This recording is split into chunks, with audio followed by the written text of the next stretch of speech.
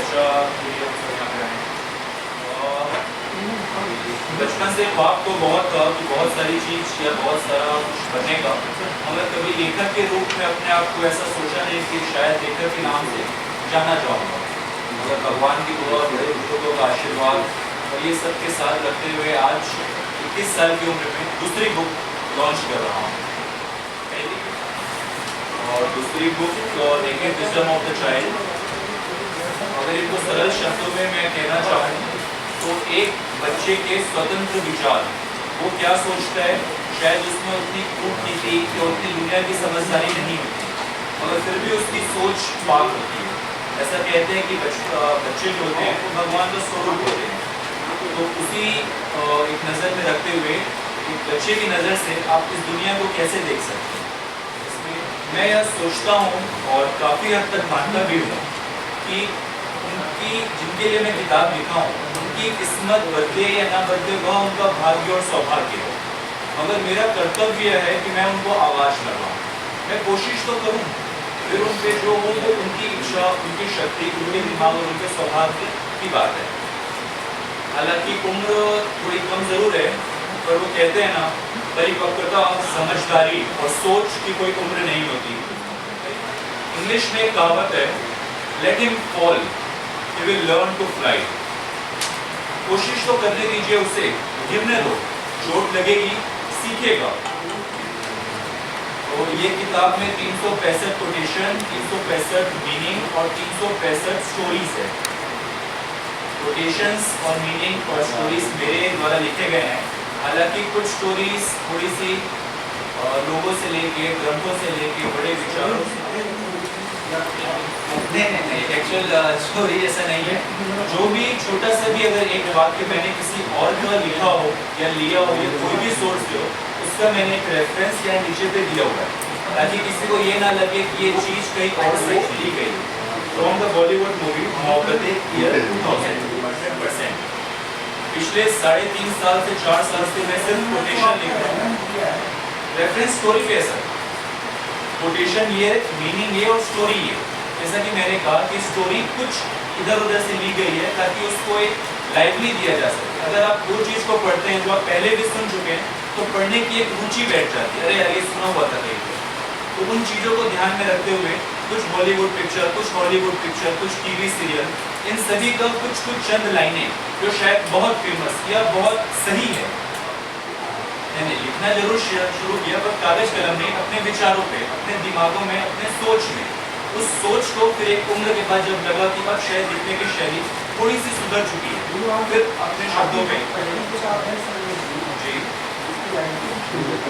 इसकी रॉयल्टी अगर बात किया जाए तो हाल फिलहाल में अभी एक न्यूज़पेपर आया था जिसमें अमेज़ॉन पे बेस्ट सेलर के रूप में घोषित किया गया। पूरे इंडिया में फिलॉसफी में number 1 best seller means number 1 best seller. वहाँ जहाँ तक रॉयल्टी की बात है तो ये चीज़ थोड़ी सी अंदर ही रहे तो काफ़ी अच्छा है। नहीं, इतना भी नहीं है कि इस चीज़ को ज़्यादा कहा जा सके, बट इतना काफ़ी है कि दूसरी बुक लिखने की ताकत नहीं है, पता चलता है। बट कई बार जो पिक्चरें 100 करोड़ नहीं भी क्रॉस करती, वो भी बहुत अच्छी होती है।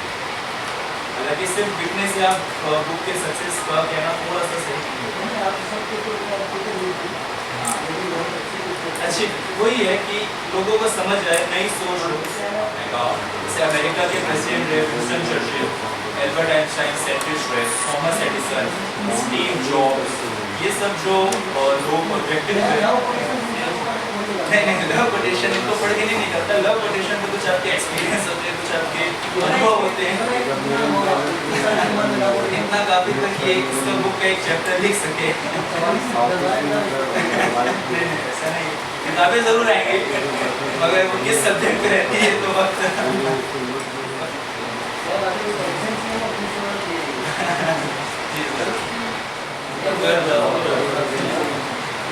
अगर उद्देश्य या विजन या मिशन की बात की जाए तो कोशिश यही है कि खुद की और आसपास के चंद लोगों की जिंदगी को अगर कुछ भी संवार सकूं, कुछ उनके सोच पे अगर एक लेवल दे सकूं या कुछ बदलाव कर सकूं, तो मैं उम्मीद करता हूं कि मेरा लिखना सक्सेस है।